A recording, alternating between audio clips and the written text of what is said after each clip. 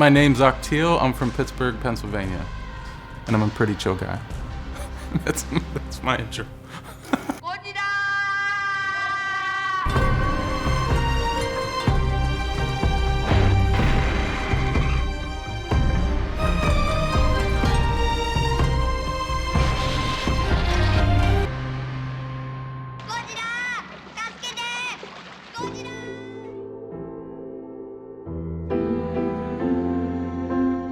Godzilla comes from my childhood, and specifically my grandmother.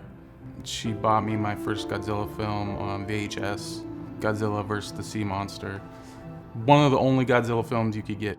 So I watched it hundreds of times, and my grandmother was one of the only people that would watch it with me.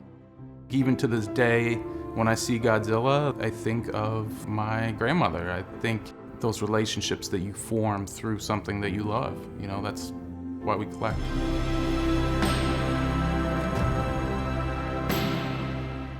For the most part, my collection is 99.9% Sofubi.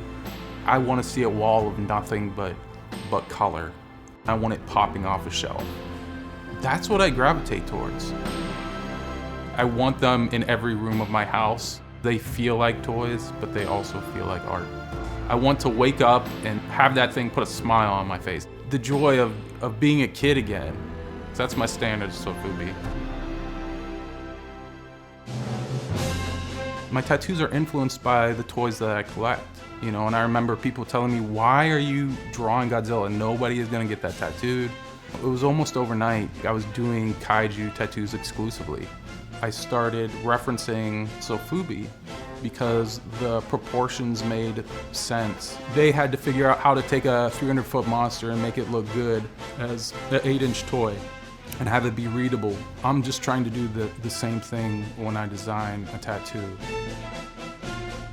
Growing up, I was told you shouldn't be an artist, you're not gonna survive, you're not gonna be able to pay your bills, you're not gonna be able to have a family, you know, and as a living artist, the opposite is completely true.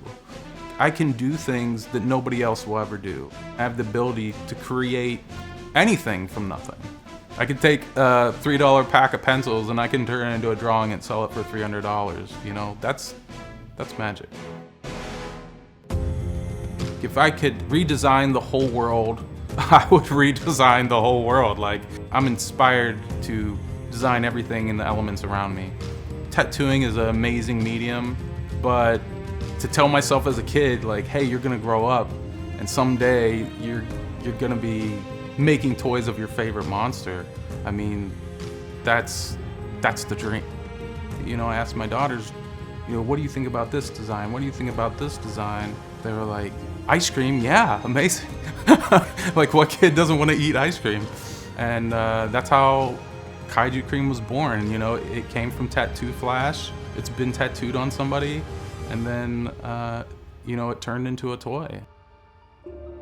In Sofubi, there's a whole group of kaijus in cars, right? Invasion of Astro Monsters, the zillion UFOs. I was like, man, that's just so amazing. Why don't we put Godzilla in a UFO? I've never seen Godzilla in a UFO. Just the reaction to the drawing was really outstanding and amazing. I don't have the Godzilla license. You know, I'm not a company, I'm just an artist. I didn't think that was something that I would ever be able to turn into a toy. When Mondo approached me about it, sure, absolutely. Like, that's my dream. Like, that's the peak. I get to be an official part of the Godzilla history at this point, and toy history, and it's based off my own artwork. I've had a lot of things happen in the last few years. My father passed away. I've had my grandmother who got me into Godzilla pass away. I went through some physical problems. I had a pinched nerve where I was unable to tattoo for a while. You know, I went through separation with my daughter's mother, and there were times I was barely hanging on as an artist. So many times I've questioned, why am I making toys? Why should I even be doing this? Really, the encouragement from the community, that's my family.